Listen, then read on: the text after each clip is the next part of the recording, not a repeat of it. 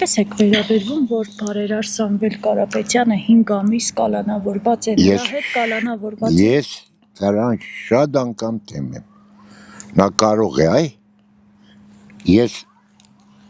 կոնկրետ չեմ կարող ասել, բայց Սամվել Կարապետյանը եթե ընդրվի,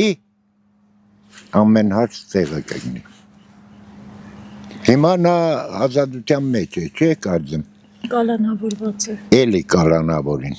խնդրեմ։ Այ Սամվել Կարապետյանի նոր պահանջեն ժողովուրդը ընդրեն։ Էլ նա ոչինչ չի կարողանալ։ Դու կտեսնես, որ այս միլիցիա կոչեցվածները, այդ պերետավոր զառումանները, դրանք բոլորը կդառնան Կարապետյանի կողմնակիցները։ Ճիշտ է, իրանք հրաման են կատարում, բայց չէ, ես օրինակ Սամվել Կարապետյանին հավատում եմ։ Նա մեծ հսկա այդ քաղաքը ղեկավար է, Կալուգան, իրա ծերն եղել լրիվ։ Նա և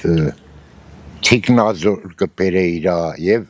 բանակը ղեկավար է, և գեներալներ կպեր է հայ,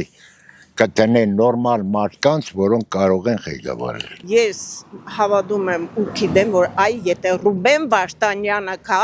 ազատվի, ես Ռուբեն Վարդանյանի հետ շատ մեծ հույսեր կկապեմ։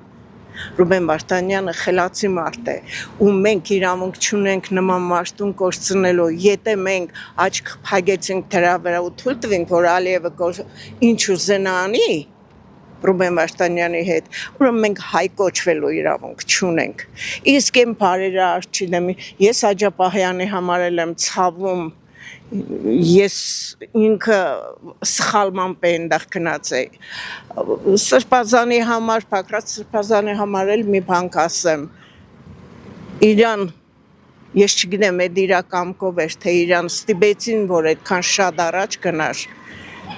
Իրա ուժը, իրա հավատքի ու խաչի մեջ պետք է լիներ։ Ինքը չպետք է այդքան առաջ գնար, կիանցում, եթե մնար իր եկեղեցու մեջ, եկեղեցու կողքին, ինքը երևի ավելի շատ արդյունք է հասներ, քան այսպես։ Բոլոր դեպքերում մեր հայերն են, ես չեմ ուզում, որ որևէ մեկի մազը ծռի։ Իսկ Աջապահյանի համար աղոթում եմ, որ շուտ տուն կա իր սիրելի Գյումրին, իր հարազատ